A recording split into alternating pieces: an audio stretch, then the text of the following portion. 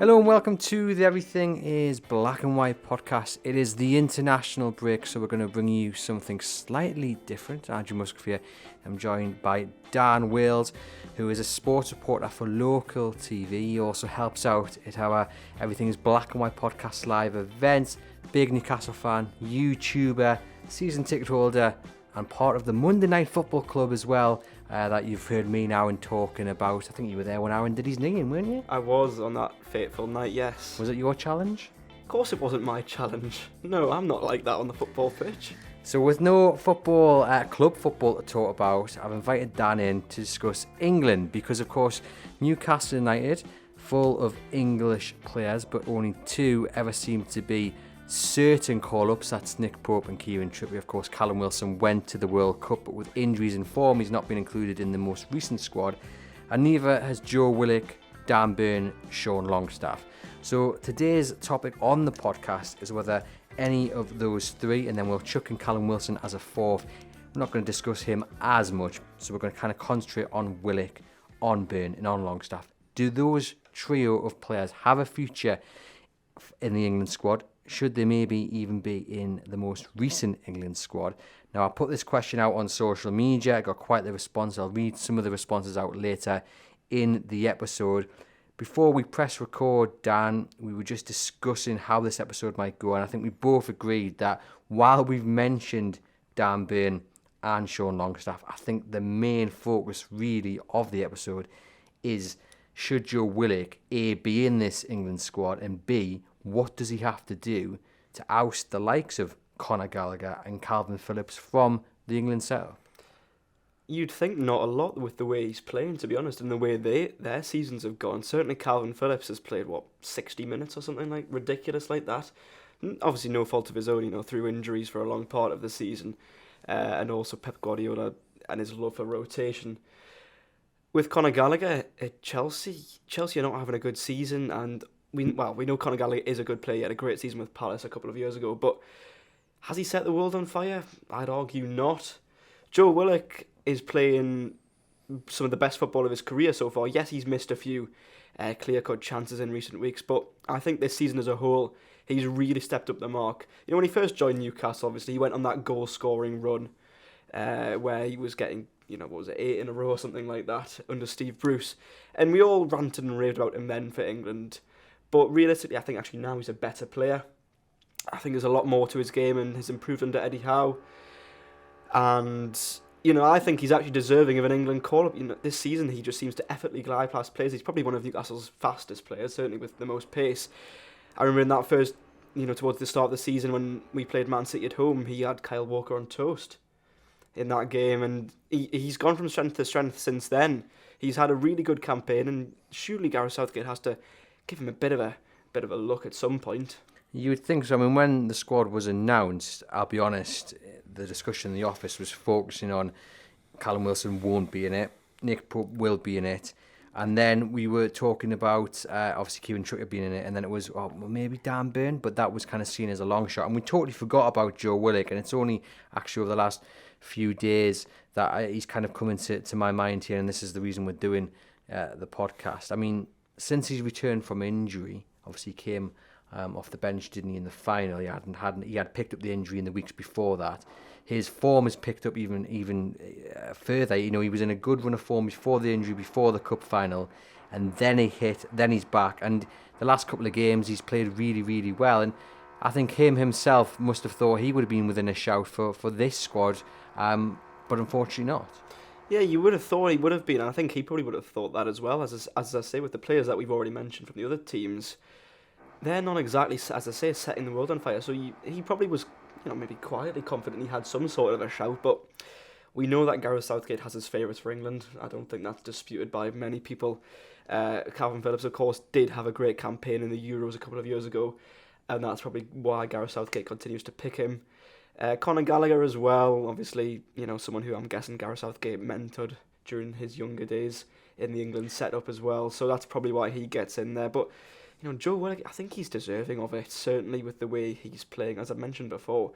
You mentioned the others there. Dan Burn, he's hit a bit of a rocky patch recently. He had a good game against Nottingham Forest, to be fair to him, but overall in recent weeks he's not been the Dan Burn that we've seen at his best for Newcastle. I think with Dan Burn, we all know he's a makeshift left back. He's not going to play left back long term for Newcastle United. He may end up in the centre, so maybe that is a reason why he's not included, because at the moment he's playing left back, and like you say, his form's tailed off a little bit. I thought he was excellent against Wolves, good game against Forest, but when you're playing top level international, you're going to have Dan Burn at left back, even though he's probably justified being within the conversation. You're not going to have him at centre back because Gareth Southgate likes the likes of Harry Maguire, John Stones. But I mean, Eric Dyer. I mean, again, is the issue here? And obviously, we report on Newcastle, we support Newcastle. So listeners who aren't in that same bracket will say, "Aren't you being a bit biased towards Newcastle United players?" But I think if you take the blinkers off, I'd still be asking the same questions. I think everyone's asking the question about Kalvin Phillips. I think you can throw Eric Dyer into there. What are these players doing to justify their inclusion in the England squad? It seems to me that it's picked on who Gareth Southgate likes. He likes to keep a familiarity around the camp. It's working to a degree, but if you're not winning World Cups, European Championships, that only gets you so far. I mean, that's the end goal. It's clearly not working 100%. So why isn't he allowing other players in that he's not picked before? I think Eric Dyer's a good point there. Certainly, he's one of Southgate's favourites. He's been in the vast majority of Southgate's squads with England, but his form compared to what he once was when he first burst onto the scene, God knows how many years ago it was now, has really tailed off. Some Spurs fans were saying he had an alright start to this season when Spurs did okay, but look, and we're not saying Dan Burn should be starting for England because there's no chance of that. But realistically, he could be within a shout of the overall squad, and perhaps in like a friendly match get himself a cap. As I say, I think there's certainly an argument to suggest he's been better than Eric Dyer this season. I mean, obviously Tottenham are still ahead of Newcastle on the table, but realistically, for now, for now, yes. But Newcastle have also conceded a lot fewer goals than Tottenham, as well. So Dan Burn's played a major part in that. From a defensive point of view, to be in the squad, Dan Burn possibly could be there. So yeah, this is what frustrates me about Gareth Southgate a lot, because yes, he's given us as England supporters some great moments and some great memories at World Cups and at European Championships, but ultimately he's never quite got us over the line. And whether that comes down to some of the favourites he picks or some of the tactical decisions he makes, I think it's a mixture of both. Is that the final ingredient that's missing perhaps to getting England over the line, is that you have to start picking a few more players based on form? It's all nice, as I've mentioned there previously, to have this lovely group, this lovely atmosphere. Players clearly want to play for England. That only gets you so far. Why not pick a Joe Willock who has come back from injury and he's been an absolute powerhouse? We all sat here thinking, oh goodness me, Joe Linton's missing 2 games. How are Newcastle going to cope? He's been Newcastle's most consistent performer this season. Joe Willock comes in. It's like Joe Linton, I didn't even think about Joe Linton against Wolves or Forest, because Joe Willock just performed so well. He deserves to be in that squad. And I think Southgate, to get to that next level, he has to open the door, because I think it risks becoming a kind of a boys' club. It's a closed group. That's not good. Yeah, I can understand them wanting to maintain that squad harmony and that sort of feel-good factor around the camp by having perhaps some of the nucleus of the squad that has taken them so far in the recent tournaments. That's understandable, but again, some of it has to be picked on form and not your favourites. And when your favourites are not performing well, unfortunately, if you're wanting to come across as ruthless and actually show that you have the willingness to drop players and do what needs to be done to win these big international matches, I think you've got to drop some of these players. And Southgate, I don't think has it in him to do that, unfortunately, which is a shame, because he's gotten us so close, but just not quite over the line. And I think that's the issue. He's perhaps maybe a little bit too nice, and obviously in other situations has got major calls wrong. Obviously in the European Championship final, we all know bringing players on at the last minute for penalties is realistically not a great idea. Let's talk a bit more about Kalvin Phillips then. Obviously, in the squad, hasn't made a Premier League start for Manchester City this season. Had a horrific time really since his big move from Leeds. He's been linked, funnily enough, with a move to Newcastle. And when we spoke about this a few weeks ago, me and Aaron, we both said, well, no, not a chance, because he's not fit enough. Why would you spend, or whether it's 60 million on bringing him to Newcastle, or whether it's a part deal on Bruno Guimaraes, why would you allow that? I mean, no one's going to allow Bruno to go, but let's say it was going to happen. Why would you allow that for a player who's not, really been in a competitive streak for 12 months? It makes absolutely zero sense. So to have him not only in the squad, but to start him as well, I mean, that is a massive, massive show of faith from Gareth Southgate. But last night against Italy, he looked rusty. You could tell he's a player who's barely played. And it just goes to, again, raise the question of what is Southgate doing? Why not pick players on form? And it's not just about Joe Willock, James Maddison comes into this conversation as well. There's other players. He makes the squad, but he's not getting any game time, is he? And he's a man who's in good form. I think, again, we take off on Newcastle blinkers.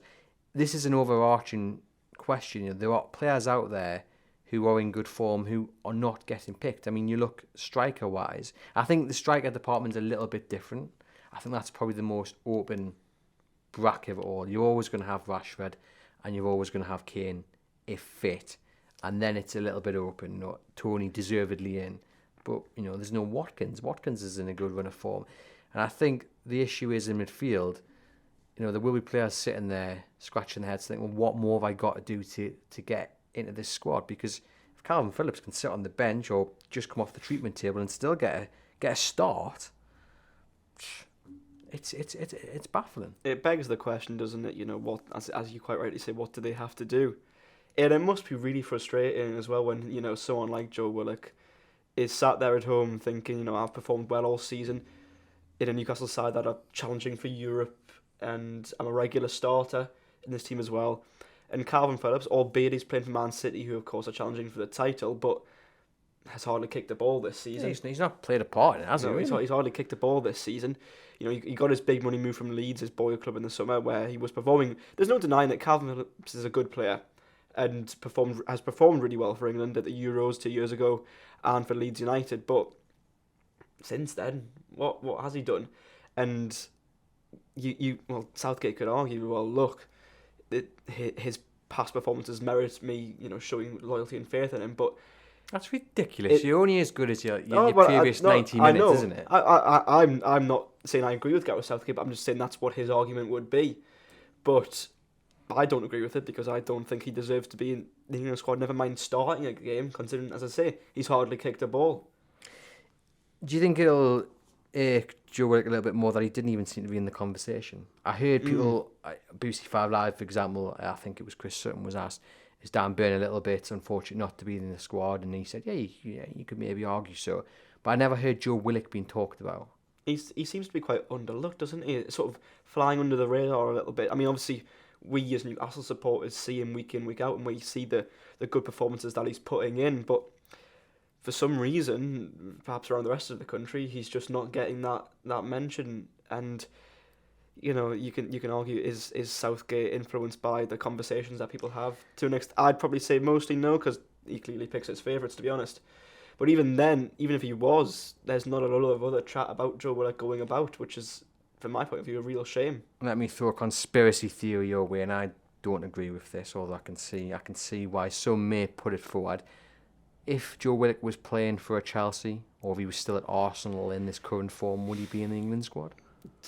I honestly don't think it would make much of a difference. I'm going to agree with you there, Andrew, and say I don't think there's a conspiracy against Newcastle, because if there was, he wouldn't be picking Kieran Trippier or Nick Pope, or even taking Callum to the World Cup over Ivan Toney when he did.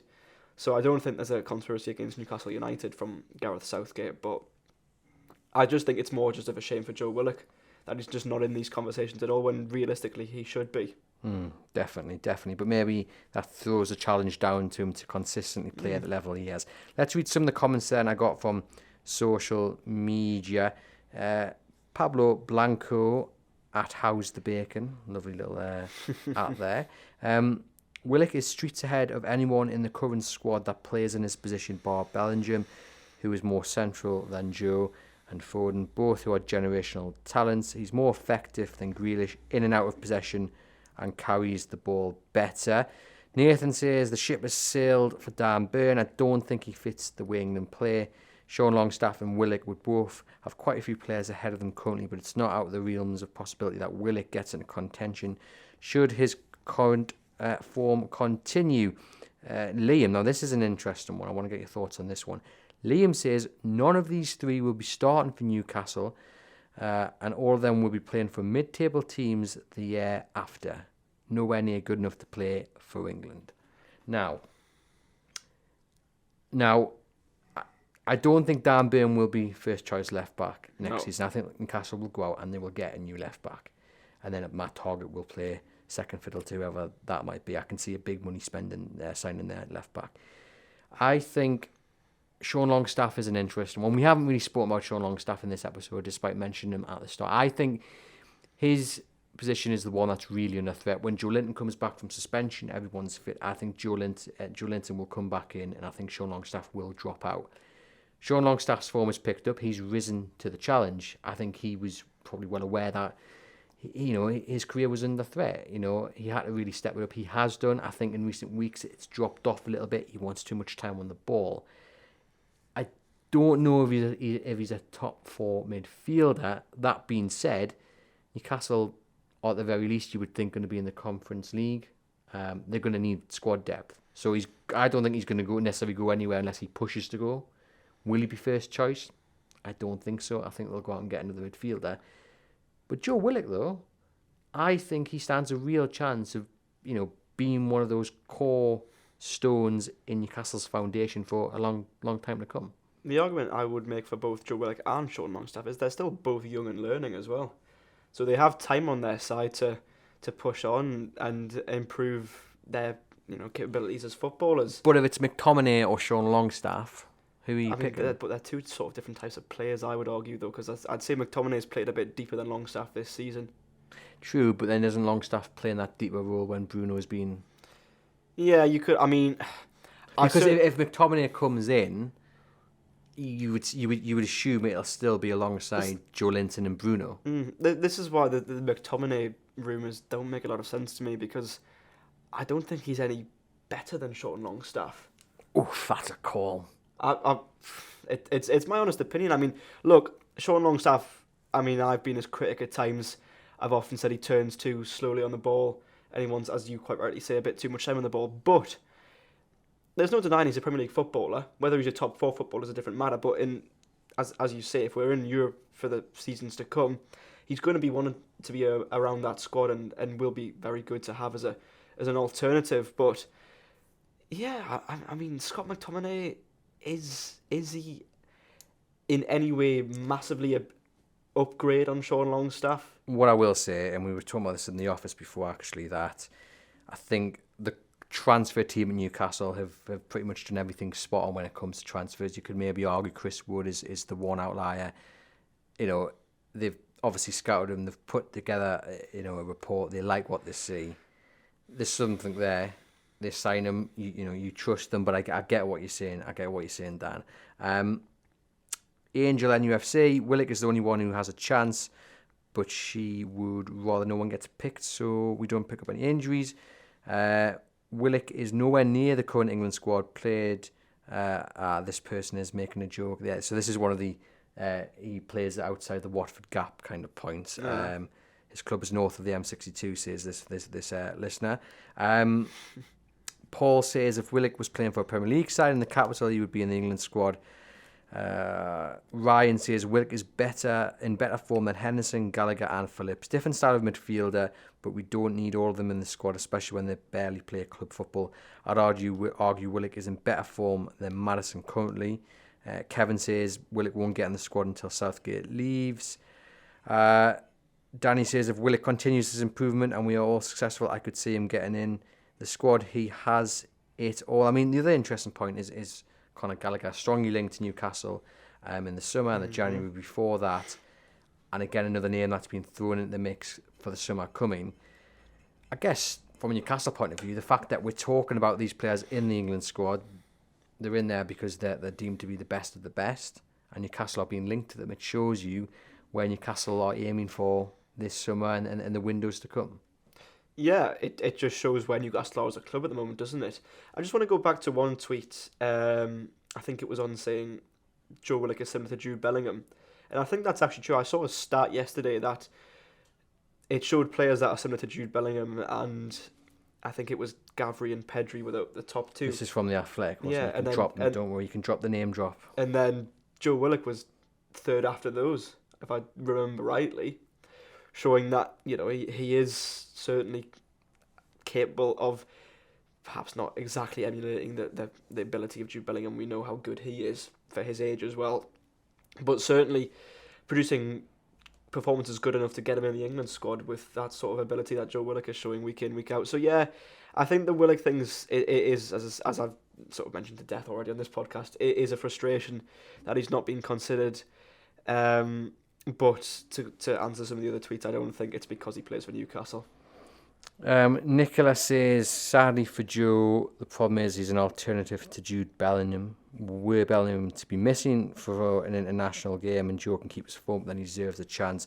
Dan Burn has done wonders for us this season, but Chilwell and Shaw are much better left backs. They're natural left backs to the stars, and that's aren't what they? we were saying as well, because that's what Newcastle need, I think, to push forward. Now, obviously, a lot of talk about what Southgate would do with his future in the summer, and he stayed on.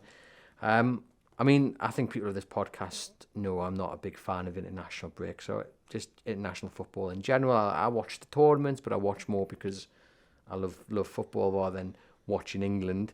What are you doing? Are you a big fan of the internationals? And are you happy Southgate stayed on? When it comes to international football, I do get bored in the international break because there's not as much football going on from a Premier League point of view, and so I'm not going to go and sit and watch, say, Liechtenstein versus Armenia, for example. But I do always watch the England games, whether it be a friendly or whether it be a qualifier. I am an avid England watcher, regardless of the situation. And obviously I watch them in the major tournaments as well.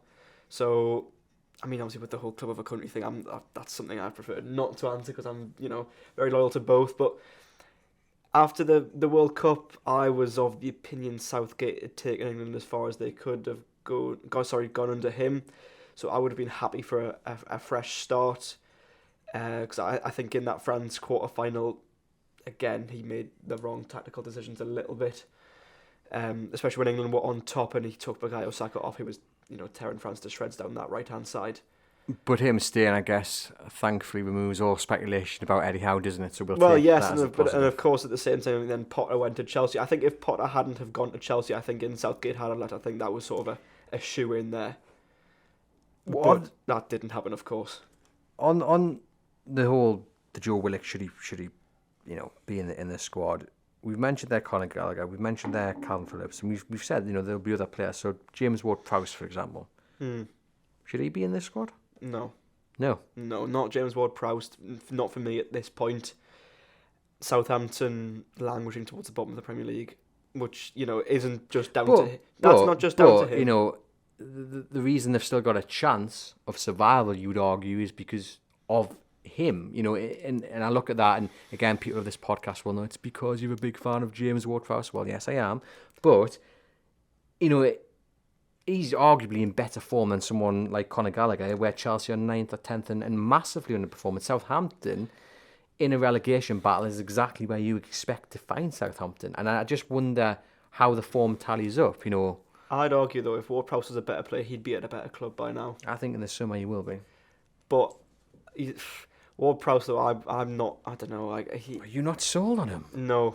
I should have vetted you before I allowed you on this podcast. No, I'm not sold on James Ward-Prowse. That is the end of the show. Goodbye, Dan. I honestly think James Ward-Prowse. Are you going to say he's overrated? Yes, I think he's looked upon fondly because of his set piece ability, and obviously there's no denying how good that is. Obviously one of the. Are you saying James Ward-Prowse and Sean Longstaff is better than James Ward-Prowse? I wouldn't necessarily say Sean Longstaff is better than James Ward-Prowse, but I wouldn't sign James Ward-Prowse and take Sean Longstaff out of the team. Some big calls. That's what we like on this podcast. Some big calls being made there. Right. Who else then, who's not in the England squad, could maybe consider themselves hard done by this time around, do you reckon? I mean, obviously, I know he is in the England squad, but I think James Maddison deserves more minutes on the pitch, certainly, for the form he's had all season. Unless they've not had a good season, but he's been a shining light in that. And to be fair, they've started to improve a little bit now, and he's still up with that form, both scoring goals and assisting them as well. He is really their creative spark. So I think he deserves more minutes on the pitch. And then, I mean, as I say, who else could it really be? Ollie Watkins. Ollie Watkins, yeah, you could argue. I suppose Aston Villa they're doing okay. Sat mid-table. He's scoring a few goals for them. Unai Emery's got them relatively stable. Aston Villa are sort of like that team at the minute where they're not going down, but they're not going any further up the league, really, are they? Because they win some, but then they lose just as much as well. They're sort of very much a bang in the middle Premier League team this season. So yeah, you could argue Ollie Watkins. I mean, I don't know actually who else. Because if we can't name anyone else, are we saying that he's pretty much got it spot on? Minus Joe Willock. Then are we saying Harvey Barnes perhaps? Harvey, well, he hasn't had the best of season, but he scored, what was it, recently, I think. But yeah, I think honestly Joe Willock is the most hard done by, to be honest. And that's with your Newcastle. Yeah, because like racking my brains now, honestly, I'm not really sure who else could be going into that squad. And I think when you look at who is in that squad, when you look at Kalvin Phillips and you look at Conor Gallagher, are they on form at the moment any better than Joe Willock? Morgan Gibbs-White, perhaps? No. I'm just naming off random names. No, not. I wouldn't say so. No, I think the most hard done by is Joe Willock. I think Longstaff, perhaps not so much, and Dan Burn is realistically never going to get in ahead of Luke Shaw, Ben Chilwell. You could argue he could merit a call up into the squad and get a cap in a friendly. That doesn't really matter or mean anything. Has Callum Wilson's chances of really making himself an England regular pass, you think? He's getting into his 30s now, and I know 30 certainly is not the retirement age in football at all. But certainly recently he would appear to have lost a yard of pace or two. I mean, he's not going to get ahead of Isak, is he? Unless a miracle occurs. So Isak's phenomenal, but that's for another podcast, I presume. But yeah, he's lost a yard of pace. But even when he came on, I think was it against Wolves after Isak went off. Isak had pressed hard for 60, 70 minutes. Wilson came on and even with fresh legs, didn't put their goalkeeper under half as much pressure, or their back line under half as much pressure as Isak had been doing for the 2/3 of the game. And there is an issue where there with Callum Wilson. I mean, obviously he's shown he's very good at modelling all Newcastle shirts this week, but on the pitch, something's not quite there. I do think his opportunity to make himself a regular has failed, because I can't see Ivan Toney's form dipping. And Toney, of course, is younger as well and has more years in him to cement that place. And for all we talk about him not picking on form, like as we mentioned in the podcast, I think the strikers is one way he really has to pick on. Yeah, he has to. I mean, as I say, Kane will always get in because it's Harry Kane and he's the England captain. And Rashford this season has been unplayable at times. And to be fair, I think when the World Cup came around, I think Wilson was the better bet than Ivan Toney at that point, because he actually was scoring and looked good. But since then, Toney has been much. But then obviously the thing with Ivan Toney is he facing a ban? Potential ban, yeah. I mean, obviously Gareth Southgate said while he's still available to play, why wouldn't he pick him? I mean, would you sign him in the summer? Would you bring him back to Tyneside? I mean, I think if you offloaded Wilson, he would be an ideal replacement. But it's obviously it's the unknown at the minute as to what's going to happen with this potential ban. I mean, if judging by other people who have been in the similar scenario, you'd probably think he is going to get some sort of punishment. But that might play out over the summer. How severe that is remains to be seen. But we'll see. I think if the ban was not a case, yes, brilliant signing, and could be an ideal replacement for Callum Wilson. So let's get back to the main topic then. So this current squad that was named last week and played against Italy in another game against... They've got Ukraine on Sunday. There we go. Do you know, someone did just tell us that, and it's gone straight out one out the other against Ukraine this weekend. Joe Willock should be in this current day squad. Yes, I think a game against Ukraine now, respect to Ukraine, I think England beat them 4-0 in the Euros 2 years ago, and I don't think they should realistically ever going to improve that much since then. And of course, obviously with other circumstances as well. So I think that's an ideal game for someone like Joe Willock to win an England cap and show that he can perform on the international stage in front of a home crowd in England. Who are you kicking out of that squad then? Is it Phillips? Is it Gallagher? Gallagher. I'd say.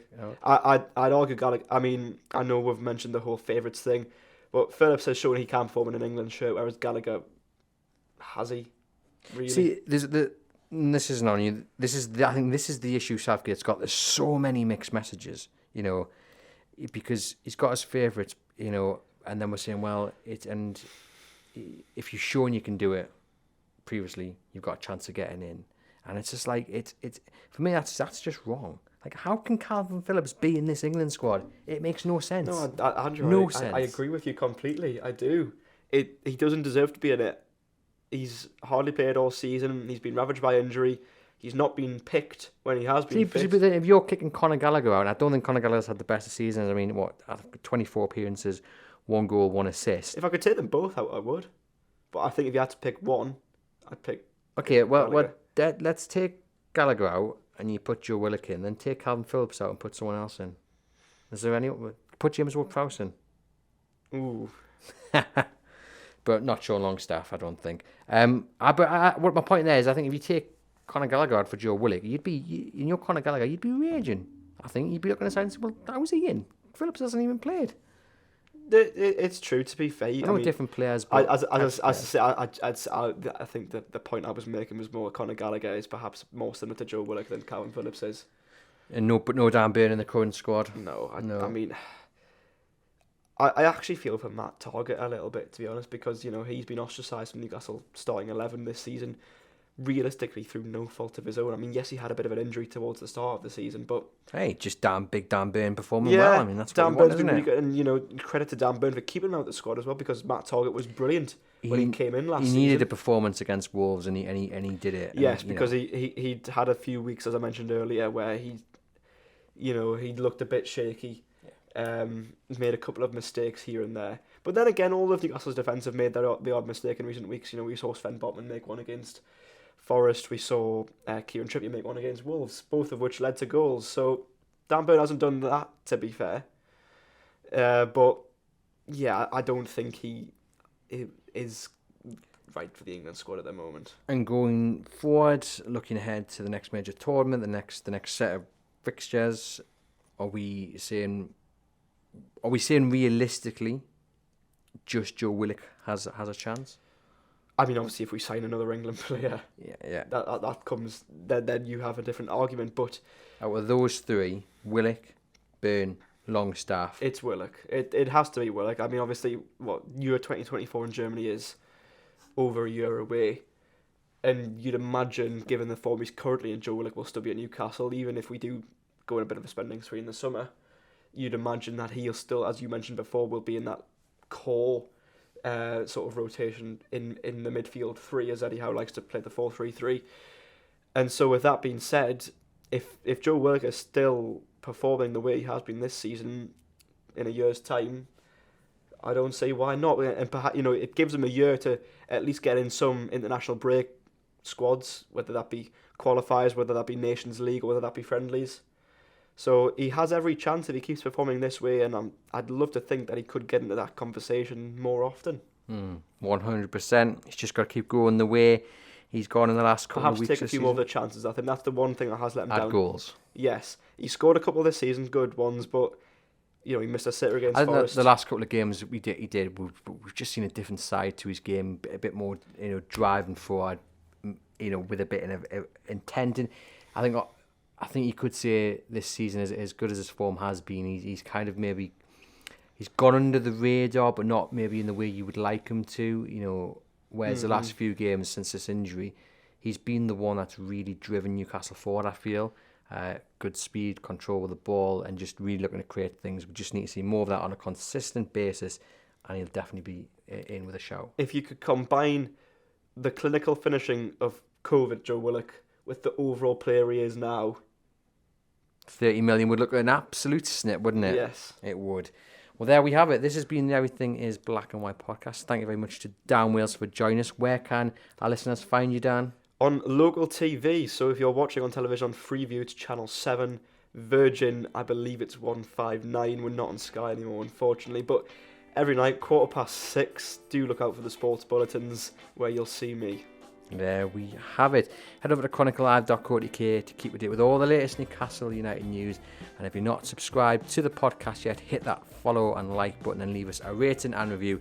And we'll be back next week looking ahead to that massive game against Manchester United at St James's Park.